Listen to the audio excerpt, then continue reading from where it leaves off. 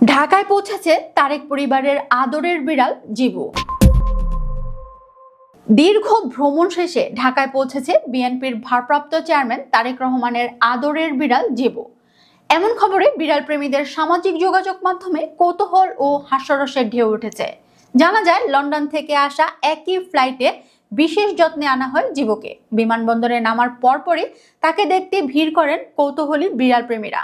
আন্তর্জাতিক ভ্রমণের সব নিয়ম মেনে ভেটেরিনারি ছাড়পত্র ও নিরাপদ ক্যারিয়ারে করে বিড়ালটিকে বহন করা হয়। সূত্র জানায়, জিবুর জন্য আলাদা ক্যারিয়ার, প্রিয় খাবার ও বিশ্রামের ব্যবস্থা করা হয়েছিল। সামাজিক যোগাযোগ মাধ্যমে ইতোমধ্যেই জিবু এসেছে শিরোনামে নানা মিম ও পোস্ট ভাইরাল হতে শুরু করেছে। হযরত শাহজালাল আন্তর্জাতিক বিমানবন্দরে অবতরণের পর জিবুকে দেখা যায় শান্ত ও সুস্থ অবস্থায়। ভ্রমণকালে তার জন্য পর্যাপ্ত খাবার, পানি ও বিশ্রামের ব্যবস্থা রাখা হয়েছিল।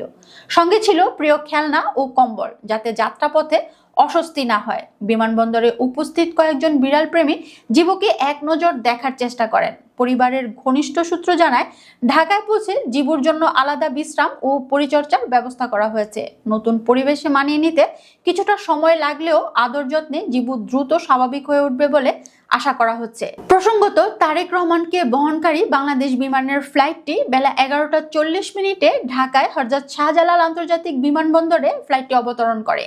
তাকে স্বাগত জানাতে বিমানবন্দরে উপস্থিত হয়েছেন মির্জা ফখরুল ইসলাম আলমগীর, আমির খসরু সহ বিএনপির শীর্ষ নেতারা। এদিকে ঢাকার পূর্বাঞ্চলের 300 ফিট সড়কে তারেক রহমানের সংবর্ধনা স্থলে জড়ো হয়েছেন বিপুল সংখ্যক মানুষ।